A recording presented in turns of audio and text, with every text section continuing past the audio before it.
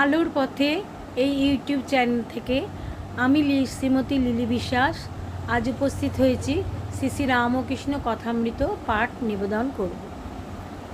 তব কথামৃতম তপ্ত জীবনম কবিভীরিতম কলমশাপহম শ্রবণমঙ্গলম শ্রীমদাততম ভুবি গৃণন্তি ইয়ে ভুরিদা জনাঃ। শ্রীরামকৃষ্ণ গৃহস্থ তমগুণ ঠাকুর ভক্ত সঙ্গে রয়েছেন। তিনি গৃহস্থ তমগুণের কথা আলোচনা করছেন। ঠাকুর বলছেন, লোকের সঙ্গে বাস করতে গেলেই দুষ্ট লোকের হাত থেকে আপনাকে রক্ষা করবার জন্য একটু তমগুণ দেখানো দরকার, কিন্তু সে অনিষ্ট করবে বলে উল্টে তার অনিষ্ট করা উচিত নয়। এক মাঠে এক রাখাল গরু চড়াতো। সেই মাঠে একটা ভয়ানক বিষাক্ত সাপ ছিল। সকলেই সেই সাপের ভয়ে অত্যন্ত সাবধানে থাকত। একদিন একটি ব্রহ্মচারী সেই মাঠের পথ দিয়ে আসছিল। রাখালেরা দৌড়ে এসে বললে, ঠাকুর ওদিক দিয়ে যাবেন না, ওখানে এক বিষাক্ত সাপ আছে। ব্রহ্মচারী বললেন, বাবা তা হোক, আমাকে তো ওই পথ দিয়ে যেতে হবে, আমি তাতে ভয় পাই না, আমি মন্ত্র জানি। ব্রহ্মচারী সেই দিকে চলে গেল। রাখালেরা ভয়ে সেদিকে আর কেউ যায় না। এদিকে সাপটা ফনা তুলে আসছে, কিন্তু কাছে না আসতে আসতে ব্রহ্মচারী যেই একটি মন্ত্র পড়ল, অমনি সাপটা কেঁচোর মতো পায়ের কাছে পড়ে রইল।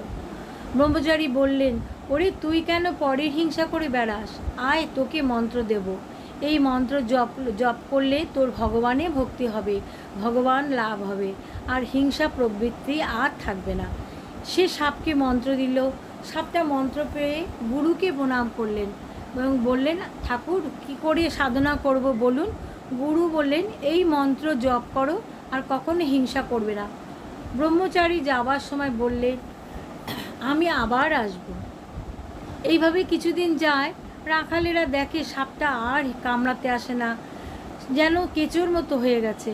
একদিন এক রাখাল কাছে গিয়ে তার ল্যাজ ধরে খুব তাকে আছড়ে ফেলে দিল। সাপটার মুখ দিয়ে রক্ত উঠতে লাগলো। সে অচেতন হয়ে পড়ল।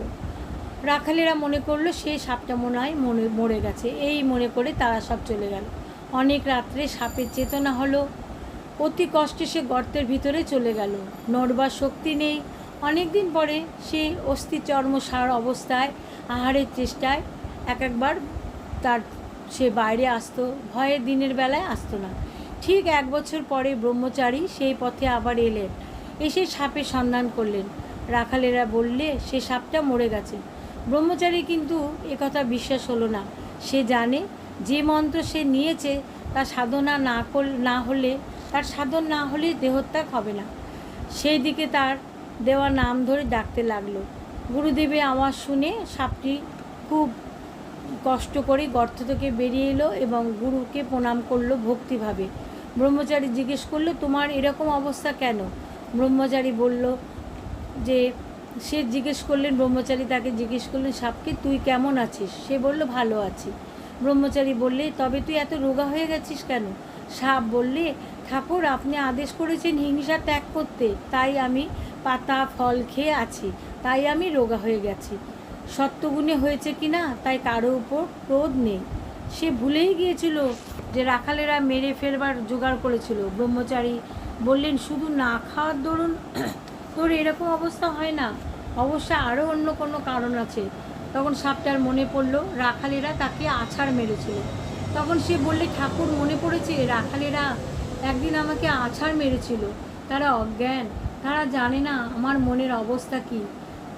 আমি যে কাউকে কামড়াতে পারবো না, অনিষ্ট করব না, তারা কেমনভাবে জানবে? ব্রহ্মচারী বললেন, ছি, তুই এত বোকা, আপনাকে রক্ষা করতে জানিস না? আমি কামড়াতে বারণ করেছি, ফোঁস করতে নয়। ফোঁস করে তাদের ভয় দেখাসনি কেন? দুষ্ট লোকের কাছে ফোঁস করতে হয়, ভয় দেখাতে হয়, পাছে অনিষ্ট করে। তাদের গায়ে বিষ ঢালতে নেই, অনিষ্ট করতে নেই।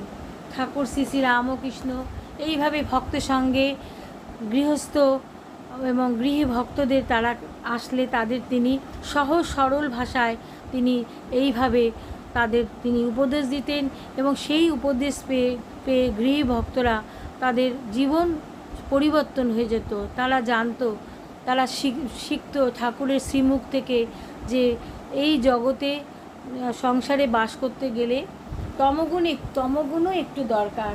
গুরুর মন্ত্র নেওয়ার পরেই মানুষের জীবন পরিবর্তন হয় ঠিকই, কিন্তু ঠাকুর নিজেই বললেন যে গৃহস্থের কিছু কিছু তমগুণও প্রয়োজন। যেমন সাপটিকে তিনি মন্ত্র দিয়ে গেছিলেন, তিনি তাকে হিংসা করতে বারণ করেছিলেন, কিন্তু ফোঁস করতে তিনি বারণ করেননি। এই জন্য সেইভাবে ঠাকুর গৃহভক্তদের তিনি উপদেশ দিলেন যে তোমরা অন্যায়কে কখনো সহ্য করবে না, অন্যায়ের বিরুদ্ধে তোমরা অবশ্যই দাঁড়াবে, এতে তোমাদের কখনোই অধর্ম হবে না। জয় ঠাকুর, জয় ঠাকুর, জয় ঠাকুর।